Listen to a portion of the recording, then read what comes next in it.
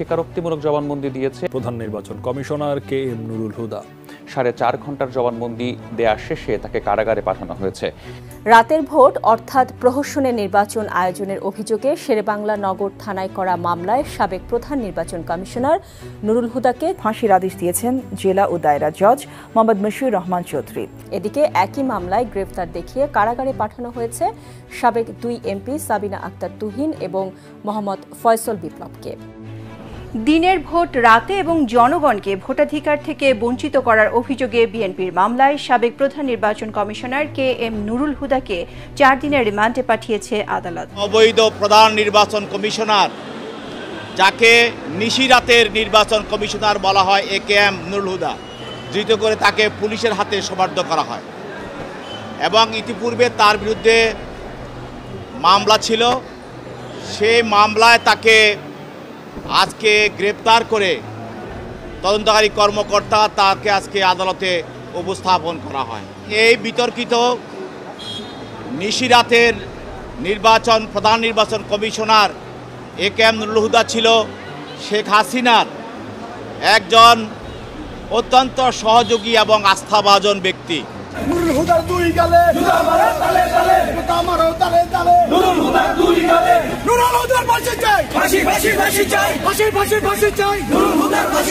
কত বড় নিকৃষ্টতম এবং জঘন্যতম মানুষ এই সাবেক নির্বাচন কমিশনার প্রধান নুরুল হুদা, যে তার বিরুদ্ধে এখন দেশের সাধারণ মানুষ প্রকাশ্যে রাস্তায় তার ফাঁসি দাবি করছে এবং অনেকেই মনে করছে যে এই নুরুল হুদাকে যদি মৃত্যুদণ্ড বা ফাঁসিয়ে দেওয়া হয় এরপরেও তাকে উপযুক্ত শাস্তি দেওয়া হবে না, কারণ এই নুরুল হুদারাই দীর্ঘ 15-16 বছর ধরে বাংলাদেশের মানুষের ভোটাধিকার সহ সমস্ত প্রকার অধিকার কেড়ে নেওয়ার ক্ষেত্রে শেখ হাসিনাকে সব থেকে বড় সহযোগিতা করছে এবং শেখ হাসিনা আওয়ামী লীগকে তারা বৈধতা দিয়েছে। এজন্য শেখ হাসিনা বা তার দোসররা যেই পরিমাণ অপরাধী, এরাও তার থেকে কোনো দিক থেকে কম অপরাধী নয়। সুতরাং সেই কারণে ইতিমধ্যেই এই ভোট ডাকাতি ও জালিয়াতির মামলায় ধরা পড়েছে এই সাবেক নির্বাচন কমিশনার প্রধান নুরুল হুদা এবং রিমান্ডে সে চাঞ্চল্যকর কিছু তথ্য দিয়েছে যা জানলে আপনারা অবাক হয়ে যাবেন এবং সমস্ত প্রকার অপকর্মের দায় সে নিজেই স্বীকার করেছে এবং নিজের ফাঁসি সে নিজেই দাবি করেছে। তো যেই কারণে এবার এই জনগণের সাথে বেইমানি করায় ও জনগণের ভোটাধিকার সহ সমস্ত প্রকার অধিকার কেড়ে নেওয়ায় এবার ফাঁসি হতে যাচ্ছে এই সাবেক নির্বাচন কমিশনার প্রধান নুরুল হুদার। দর্শক, এ বিষয়ের কিছু অংশ ভিডিওর শুরুতে শিরোনাম আপনারা দেখেছেন, বিস্তারিত দেখবেন পুরো ভিডিও জুড়ে। এই বিষয়গুলো দেখার পূর্বে আপনাদের একটা অনুরোধ করব, যারা আমাদের চ্যানেলে নতুন আসছেন চ্যানেলটি সাবস্ক্রাইব করে অল ক্লিক করে বেল আইকনটি চালু করে দিবেন। দর্শক, চলুন আমরা দেখব যে রিমান্ডে চাঞ্চল্যকর তথ্য ও সমস্ত প্রকার অপকর্মের দায় স্বীকার করে স্বীকারোক্তি দেওয়ায় এবার ফাঁসি হতে যাচ্ছে এই সাবেক সিইসি নুরুল হুদার। সেটা আমরা দেখার পূর্বে প্রথমে একটু আমরা দেখব যে কি কারণে মূলত তার ফাঁসি হবে। এই বিষয় নিয়ে তার বিরুদ্ধে রাষ্ট্রপক্ষের আইনজীবী অত্যন্ত গুরুত্বপূর্ণ কিছু তথ্য দিয়েছেন, সেটা আমরা প্রথমে দেখে এরপর ওই বিষয়টা দেখব। ধৈর্য ধরে একটা লাইক দিয়ে ভিডিওটি শেষ পর্যন্ত দেখতে থাকুন। একজন বিতর্কিত ছোট করে নিবা এবং অবৈধ প্রধান নির্বাচন কমিশনার, যাকে নিশিরাতের নির্বাচন কমিশনার বলা হয়, KM নুরুল হুদা, তাকে আপনারা জানেন যে উত্তরায় এলাকার জনগণ তাকে ধৃত করে তাকে পুলিশের হাতে সোপর্দ করা হয় এবং ইতিপূর্বে তার বিরুদ্ধে মামলা ছিল। সেই মামলায় তাকে আজকে গ্রেপ্তার করে তদন্তকারী কর্মকর্তা তাকে আজকে আদালতে উপস্থাপন করা হয়। আপনারা জানেন যে এই বিতর্কিত নিশিরাতের প্রধান নির্বাচন কমিশনার KM নুরুল হুদা ছিল শেখ হাসিনার একজন অত্যন্ত সহযোগী এবং আস্থাভাজন ব্যক্তি। গত 18 সালে যে নির্বাচন হয়েছিল, 30-12-18 তারিখে যে নির্বাচন হয়েছিল, সেই নির্বাচনে সে বাংলাদেশে একটি বিতর্কিত নির্বাচন জন্ম দেয় এবং ওই নির্বাচন নির্বাচনের পূর্বে সে বিভিন্ন রাজনৈতিক দলের নেতাকর্মীদের সঙ্গে বৈঠক করেছিল এবং বিএনপি সহ অনেক রাজনৈতিক দল সবাই সঙ্গে বৈঠক করে দেশের মানুষকে একটি সুষ্ঠু, অবাধ এবং নিরপেক্ষ নির্বাচনের আশ্বাস দিয়েছিল। কিন্তু আমরা দেখলাম কি 30-12-18 তারিখে জনগণ দেখল যে এই নুরুল হুদা, সে এবং তার অন্যান্য কমিশনারবৃন্দ সারা বাংলাদেশের সকল ডিসি এবং ইউনোর মাধ্যমে সেই দিনের ভোট রাতে ব্যালট বক্সে তারা এগুলো ভরে দিয়ে সকালবেলা তারা ঘোষণা করেছে যে আওয়ামী লীগ বিজয়ী হয়ে গেছে এবং নির্লজ্জভাবে প্রধান নির্বাচন কমিশনারের যে কার্যালয়ের সামনে যে নির্বাচনী রেজাল্ট বোর্ড দেখানো হয় সেখানেও সে নির্লজ্জভাবে তার লোকের মাধ্যমে সে বিভিন্ন এলাকায় সে দেখিয়েছে যে কিভাবে ভোট চুরি করে সবাই তাদেরকে নির্বাচিত ঘোষণা করা হয়েছে। এছাড়াও সে বিভিন্ন ডিসি এবং বিভিন্ন এসপি এবং টিএনও সহ সবাইকে ওসি সবাইকে সে নির্বাচন কমিশনের পক্ষ থেকে সে অর্থ যোগান দিয়েছিল। আজকে তদন্তকারী কর্মকর্তা এই ধরনের বক্তব্য বিষয়গুলো আদালতে উপস্থাপন করেন। তার বিরুদ্ধে আজকে অভিযোগ যেটা আনা হয়েছে সেটা হলো যে সে এই নির্বাচন নিয়ে যে সে একটা অপরাধমূলক ষড়যন্ত্র করেছে সরকারের সঙ্গে, সরকারের আজ্ঞাবহ হিসাবে এবং অবৈধ নির্বাচনকে সে বৈধ নির্বাচন ঘোষণা করেছে। এছাড়া সে সরকারের অন্য এজেন্সি যারা এই অবৈধ নির্বাচনের সঙ্গে সম্পৃক্ত ছিল তাদেরকে সে সহায়তা করেছে। এছাড়া সে নির্বাচনের নামে এবং নির্বাচনের একটি ছদ্মবেশ ধারণ দেখিয়ে একটি নির্বাচন অনুষ্ঠানের নির্বাচন এক খেলা সে সৃষ্টি করেছে, এটিও একটি সে অপরাধ করেছে।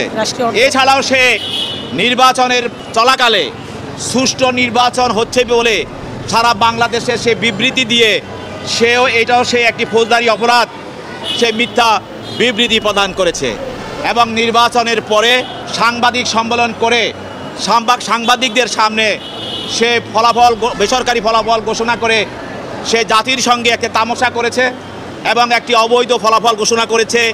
এটাও সে একটি অপরাধ করেছে, সেই অপরাধটা তার বিরুদ্ধে আজকের এই মামলায় আনা হয়েছে। এছাড়াও সে বিভিন্ন জায়গায় অবৈধভাবে অর্থ প্রদান করে এই অবৈধ নির্বাচনকে প্রতিষ্ঠিত করার জন্য সে অর্থ প্রদান করা হয়েছে বা অর্থ প্রদান করেছে, সেই অভিযোগটাও সে আজকে তার বিরুদ্ধে আনা হয়েছে। এবং সে যে নির্বাচনের হাজার হাজার কোটি টাকা সে লোপাট করেছে এবং হাসিনাকে খুশি করে এই যে হাজার হাজার কোটি টাকা যে বরাদ্দ ছিল সেটাও সে কোনো ধরনের হিসাবের বিবৃতি প্রদান করে নাই, সেটাও সে এই যে টাকাগুলি সে আত্মসাৎ করেছে, সেই অপরাধ তসরুপ করেছে, সে বিষয়টাও আজকে তার বিরুদ্ধে অপরাধ হিসাবে আমলে নেওয়া হয়েছে। সর্বশেষ সে এই যে বিভিন্নভাবে প্রিসাইডিং অফিসার এবং ডিসি এসপি ওসি ইউনো সবাইকে প্রভাবিত করে মানুষের ভোট অধিকার হরণ করে দিনের ভোট রাতে করে ভোট বক্স বন্ধ করে মানুষের সঙ্গে প্রতারণা করে এক ধরনের মিথ্যা বানোয়াট এবং অবৈধ 18 নির্বাচন ঘোষণা করে হাসিনার অবৈধ সরকারকে সে বৈধতা দিয়েছে। এটাই ছিল তার বিরুদ্ধে অভিযোগ। তার পক্ষে তার আইনজীবীরা ছিল। আপনারা জানেন যে 18 যে নির্বাচন, এই নির্বাচনের জন্য সারা দেশের মানুষ তার সাক্ষী, সারা জাতি সাক্ষী। সে 18 নির্বাচনটা সে কি করেছে, সারা পৃথিবী সকল মিডিয়া, সারা পৃথিবী সকল নির্বাচনে যারা এখানে অবজারভার হিসাবে এসে সবাই দেখেছে। রাতের ভোট, আমি ডামি নির্বাচন, এই ছিল 2014 থেকে 2024 বাংলাদেশের 3টি নির্বাচনের চিত্র। এভাবেই দেশের নির্বাচনী ব্যবস্থাকে ধ্বংস করে দেওয়া হয়, ভোটাধিকার থেকে বঞ্চিত হন সাধারণ ভোটাররা। নির্বাচন ব্যবস্থাকে এভাবে ধ্বংস করে দেওয়ার নেতৃত্বে ছিলেন সাবেক 3 প্রধান নির্বাচন কমিশনার কাজী রকিবউদ্দিন আহমদ, KM নুরুল হুদা ও কাজী হাবিবুল আউয়াল। 2014, 2018 এবং 2024 সালের 10ম, একাদশ ও দ্বাদশ জাতীয় নির্বাচনগুলোতে ভোটের মাঠের প্রধান মাস্টারমাইন্ড ছিলেন তারা। শুধু তাই নয়, আওয়ামী লীগের পছন্দের প্রার্থীকে বিজয় করতে ভোটের আগের রাতেই কারচুপির নেতৃত্বে ছিলেন তারা। বিএনপি সহ বেশিরভাগ রাজনৈতিক দলের বর্জনের মধ্যে 2014 সালের 5 জানুয়ারি 10ম সংসদ নির্বাচন অনুষ্ঠান করেন তখনকার নির্বাচন কমিশনার কাজী রকিবউদ্দিন আহমদ। সেই নির্বাচনে 300 আসনের মধ্যে 153টিতে আওয়ামী লীগের প্রার্থী বিনা প্রতিদ্বন্দ্বিতায় সংসদ সদস্য হন। সেই সংসদকে বিনা ভোটের সংসদ আখ্যা দিয়েছিল বিএনপি। তবে 2018 সালের 30শে ডিসেম্বরের একাদশ জাতীয় সংসদ নির্বাচনে বিএনপি অনেক যদি কিন্তুর মাধ্যমে অংশ নিল। সেই নির্বাচনে আগের রাতে ভোট হওয়ার অভিযোগ ওঠে, মধ্যরাতেই শেষ হয়ে যায় ভোট কাস্টিং। সকালে কেন্দ্রে গিয়ে ভোটাররা দেখেন তাদের ভোট আগেই দেওয়া হয়ে গেছে। নিশিরাতের এই মূল কারিগর ছিলেন KM নুরুল হুদা। এরপর 2024 সালের 7 জানুয়ারি দ্বাদশ সংসদ নির্বাচন বর্জন করে বিএনপি ও সমমনা দলগুলো। তবে সেই নির্বাচন অংশগ্রহণমূলক দেখাতে শরিক ও বিরোধী দল জাতীয় পার্টির জন্য আসন ছেড়ে দেয় আওয়ামী লীগ। নির্বাচনে প্রতিদ্বন্দ্বিতা বাড়াতে দলীয় প্রার্থীর পাশাপাশি নিজেদের দলের নেতাদের স্বতন্ত্র প্রার্থী হিসেবে দাঁড় করান, যা আমি ডামি নির্বাচন হিসেবে পরিচয় পায়। আর এই নির্বাচনের দায়িত্বে ছিলেন কাজী হাবিবুল আউয়াল। এভাবেই একের পর এক ভোটবিহীন নির্বাচন উপহার দেন সাবেক এই 3 প্রধান নির্বাচন কমিশনার। তাদের কারণে সৃষ্টি হয় দেশের রাজনৈতিক সংকট। 2018 সনে একাদশ জাতীয় সংসদ নির্বাচনে ক্ষমতার অপব্যবহার, অপরাধমূলক অসদাচরণ, জালিয়াতি, দিনের ভোট রাতে করা সংশ্লিষ্ট সকলের বিরুদ্ধে অনুসন্ধানের সিদ্ধান্ত গৃহীত হয়েছে। 2018 সালের জাতীয় নির্বাচন ভোট শুরু হবার আগেই শেষ। রাতের আঁধারেই আওয়ামী লীগের পক্ষে ব্যালট বাক্স ভরা হয় ওই নির্বাচনে। রাত থেকে শুরু হয়েছে ভোট জালিয়াতি, নৌকা মার্কায় সিল মেরে ব্যালট বাক্সে ঢোকানো। তবে তখনকার প্রধান নির্বাচন কমিশনার KM নুরুল হুদা বলেন, স্বতঃস্ফূর্তভাবে ভোট দিয়েছেন ভোটাররা। ওই নির্বাচনকে অংশগ্রহণমূলক বলেও দাবি করেন তিনি। আমার কাছে কোনো অভিযোগ নাই এখন পর্যন্ত কোথাও থেকে। আমরা আসার সময় টেলিভিশন দেখলাম, সেখানে দেখলাম যে ভোটাররা যাচ্ছে, ভোট দিচ্ছে। স্বৈরাচার আওয়ামী লীগের দোসর নুরুল হুদার এসব মিথ্যাচারের জবাব দেওয়ার সুযোগ ছিল না বিগত সময়ে। তবে সময়ের পরিবর্তনে এবার ঠিকই দেশের নির্বাচনী ব্যবস্থা ধ্বংসের অন্যতম কারিগরকে প্রতিহত করল জনতা। বিএনপির করা একটি মামলায় রোববার সন্ধ্যায় ঢাকার উত্তরা থেকে সাবেক CEC নুরুল হুদাকে গ্রেফতার করে পুলিশ। ওই সময় এতদিনের জমানো ক্ষোভের কারণে নুরুলকে জুতার মালা পরিয়ে বিভিন্ন স্লোগান দেন উপস্থিত জনতা। একটা সময়ে নুরুল ছিলেন আওয়ামী লীগের এজেন্ডা বাস্তবায়নকারীদের অন্যতম। অথচ সেই দোর্দণ্ড প্রতাপের নুরুল জনতার হাতে পড়ার পর ছিলেন একেবারেই নিঃস্ব। পরনে সাদা টি-শার্ট আর লুঙ্গিতে বিধ্বস্ত নুরুল যেন পতিত আওয়ামী লীগের প্রতীকী রূপ। বিগত সময়ে অতিরিক্ত মিথ্যাচার আর আওয়ামী লীগের পক্ষপাতিত্বের মাধ্যমে মানুষের ভোটাধিকার হরণ করেছেন সাবেক CEC KM নুরুল হুদা। মূলত এ কারণেই তার উপরে এত ক্ষোভ সাধারণ মানুষের। যারা যারা বুঝতে একটু অসুবিধা হয় তারা বুঝে নিচ্ছে এবং বুঝে নিয়ে ভোট দিয়ে আসছে, তারা খুশি। আওয়ামী লীগের আমলে গত 16 বছরে নানাভাবে নির্যাতিত হয়েছে বিএনপি, জামায়াত সহ বিরোধী রাজনৈতিক দলগুলো। দলীয় সরকারের অধীনে এ সময় অনুষ্ঠিত বেশিরভাগ নির্বাচনই বয়কট করেছে বিএনপি, জামায়াত। অন্যদিকে 2-1টি নির্বাচনে অংশগ্রহণ করলেও হামলা মামলা করে দমিয়ে রাখা হতো দলটির নেতাকর্মীদের। অথচ নির্লজ্জের মতো দায়সারাভাবে CEC নুরুল বলতেন, নির্বাচনে লেভেল প্লেইং ফিল্ড রয়েছে। লেভেল প্লেইং ফিল্ড মানে কি? সব লোক সেখানে নির্বাচনে প্রচার করতে পারবে, প্রচারণা করতে পারবে, অংশগ্রহণ করতে পারবে। অংশগ্রহণ করতে তো বাধা কেউ নেই। শেখ হাসিনার আমলে বিএনপির অন্যতম অভিযোগ ছিল ভোট কেন্দ্রে তাদের এজেন্টদের ঢুকতে না দেয়া। আওয়ামী বাহিনীর এমন কর্মকাণ্ডের প্রতিবাদ করতে গিয়েও হামলা, মামলা এবং নির্যাতনের শিকার হয়েছে বিএনপি। এক্ষেত্রে নুরুল আওয়ামী লীগের বিরুদ্ধে ব্যবস্থা না নিয়ে উল্টো ভুল ধরতেন বিএনপির এজেন্টদের। একজনে বলল বেরিয়ে যাও, আর যদি বেরিয়ে যায় তাহলে সেটা তো ম্যানেজ করা কঠিন। শুধু বিরোধী দলগুলোর দোষ খোঁজাই নয়, বিদেশি পর্যবেক্ষক দলের কোনো মন্তব্যকেও গোনায় ধরেননি সাবেক CEC। সাবেক নির্বাচন কমিশনার প্রধান CEC নুরুল হুদাকে ইতিমধ্যে গ্রেফতার করে রিমান্ডে নেওয়া হয়েছে এবং সে সেখানে চাঞ্চল্যকর কিছু তথ্য দিচ্ছে এবং স্বীকারোক্তি করতেছে। এবং যদিও আদালতে সে বলেছিল যে আসলে 18 সালের নির্বাচন সম্পূর্ণ অবৈধ বা রাতের ভোট এরকম কিছুই হয় নাই, তার মানে এখনও পর্যন্ত তার মধ্যেও কোনো ধরনের কোনো অনুতপ্ত বা অনুশোচনা কোনো কিছুই নাই।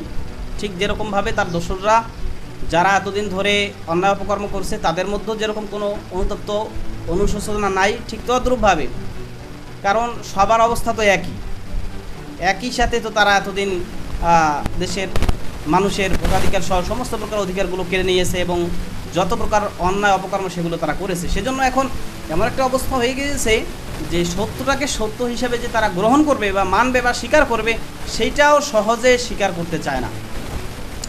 তবে দেশের মানুষের ক্লিয়ার কথা যে এই নুরুল হুদা সহ হাবিবুল আউয়াল সহ যে সমস্ত নির্বাচন কমিশনাররা এদেশের জনগণের ভোটাধিকার দীর্ঘ 16 বছর ধরে কেড়ে নিয়েছে এবং পাশাপাশি স্বৈরাচার হয়ে উঠতে সহযোগিতা করছে, বৈধতা দিয়েছে এবং সর্বপ্রকারে স্বৈরাচারকে সাপোর্ট করেছে।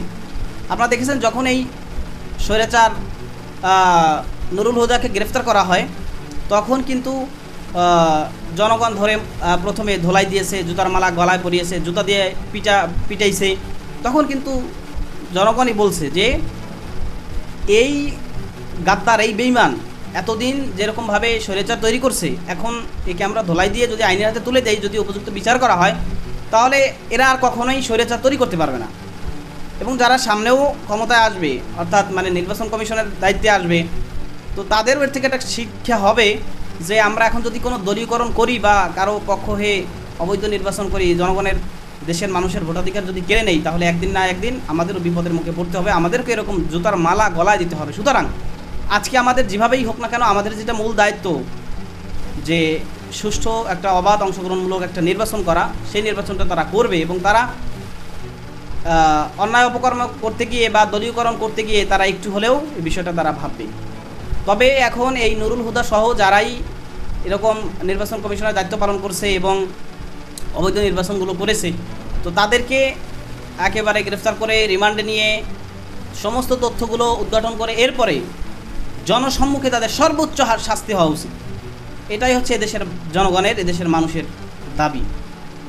তো এটা যদি করা হয় তাহলে এদেশের মানুষ যেরকমভাবে স্বস্তি পাবে, কারণ দীর্ঘ 15 বছর ধরে দেশের মানুষের ভোটাধিকার সহ বিভিন্ন অধিকার যে তারা কেড়ে নিয়েছে, তো সেই জায়গা থেকে দেশের মানুষ একটু স্বস্তি পাবে এবং এর থেকে সারা দেশের মানুষ একটা শিক্ষা গ্রহণ করবে। এবং বর্তমানে আমরা দেখতে পাচ্ছি যে ডক্টর ইউনূসের সরকার বিশেষ করে বা বিএনপির অনেকেই এখন বলতেছে মব জাস্টিস, মব জাস্টিস, মানে এই নুরুল হুদারে ধৈর্য এরপরে তাকে জুতা পিটা করিয়া, জুতার মালা গলায় দিয়ে কেন গ্রেফতার করিয়া মানে ধরাই দিছে, এটা খুব অন্যায় হয়েছে। কিন্তু যে যখন এই আওয়ামী আমলে বিএনপির লোকদেরকে বিভিন্ন জায়গায় হামলা করতো, মামলা করতো, মারধর করতো, তাদেরকে এরকম জুতার মালা গলায় দিত, জুতা পেটা করতো, বিএনপি নয় শুধু, মানে বিরোধী দলের, মানে আওয়ামী লীগ ছাড়া অন্যান্য সমস্ত দলের মানুষদেরকে, এক কথায় আওয়ামী বিরোধী যে কোনো মানুষকে যে এরকম মারধর করতো, হামলা করতো, ভাঙচুর করতো, বিএনপির নেতারা তো রাস্তায় বেরিয়ে উঠতে পারতো না। যে কোনো সময় বের হলেই তাদের গাড়িতে তাদের উপর সরাসরি হামলা হতো। তখন কয়জন কথা বলছে, তখন কয়জন বলছে যে মব সৃষ্টি করতেছে এটা, তখন এটা মব ছিল না, আর এখন এটা মব হয়ে যাচ্ছে।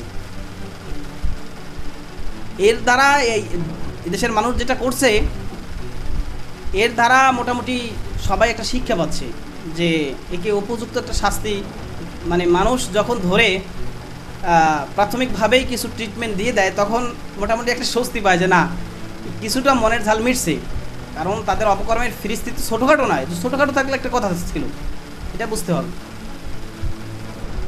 তা এরা এই পরিমাণে অপকর্ম করছে যে সাধারণ মানুষ তাদেরকে যদি খোলাভাবে পায়, মানে ঠান্ডা মাথায় যদি সাধারণ মানুষ তাদেরকে পায়, তো তাহলে তাদেরকে একেবারে জানে মেরে ফেলবে, এক কথায় জানে মেরে ফেলবে ডাইরেক্ট। কারণ সেই কাজ তারা করছে, এই কারণে করবে। তো যাই হোক দর্শকের বিষয়ে আপনার মতামত কি সেটা কমেন্ট সেকশনে জানাবেন। ভালো থাকবেন, সুস্থ থাকবেন, দেখা হবে নতুন কোনো ভিডিওতে, কথা হবে নতুন কোনো বিষয়। আজকে পর্যন্ত আসসালামু আলাইকুম ওয়া রাহমাতুল্লাহ।